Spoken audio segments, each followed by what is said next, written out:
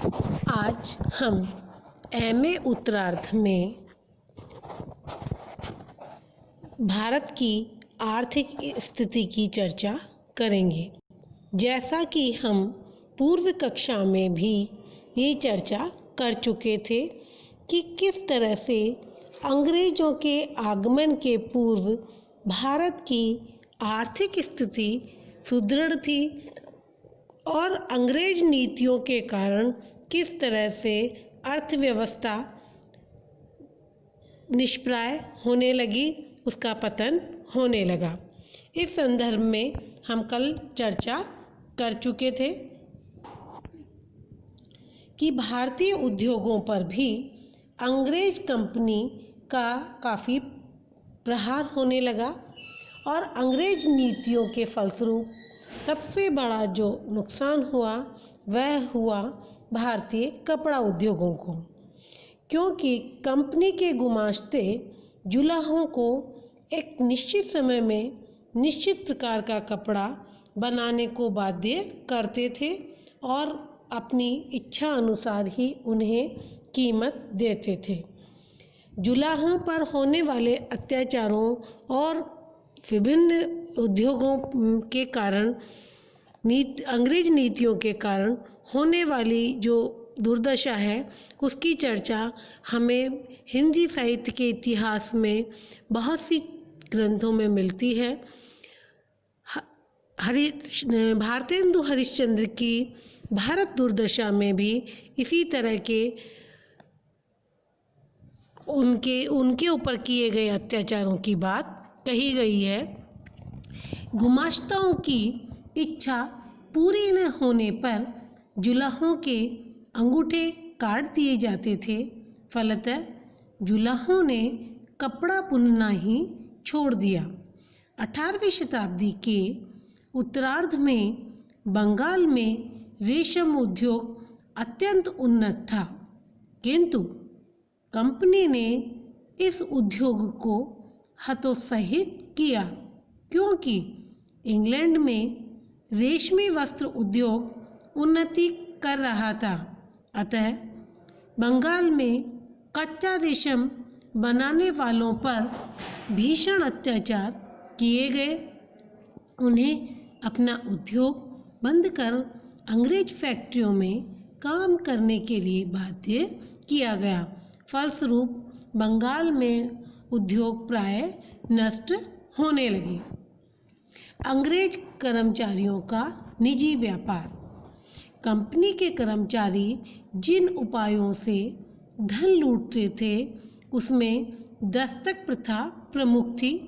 दस्तक प्रमाण पत्र था जो कि अंग्रेज फैक्ट्री का अध्यक्ष कंपनी के सामान के संबंध में देता था, जिससे उस पर चुंगी नहीं लगती थी।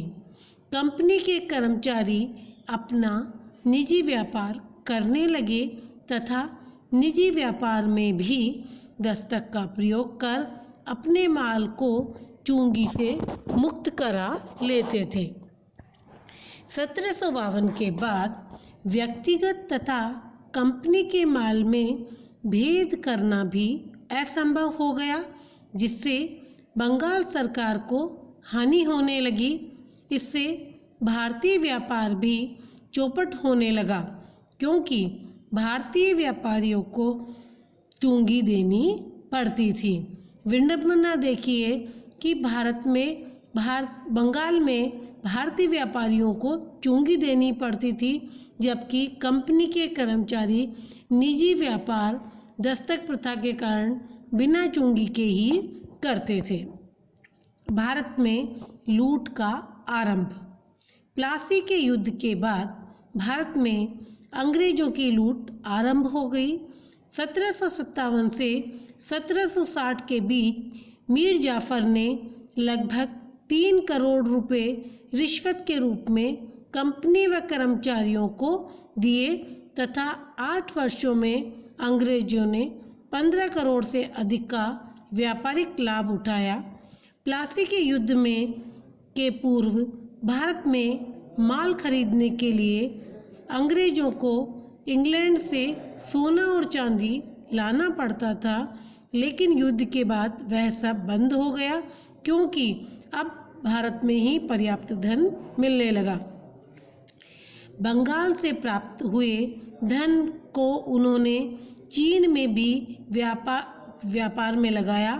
क्लाइव ने द्वैध शासन के अंतर्गत कंपनी के व्यापारियों से न केवल व्यापारी की तरह व्यापार करते थे, बल्कि संप्रभु की तरह कार्य भी करते थे तथा हजारों भारतीय व्यापारियों के मुंह की रोटी उनके द्वारा छीन ली गई।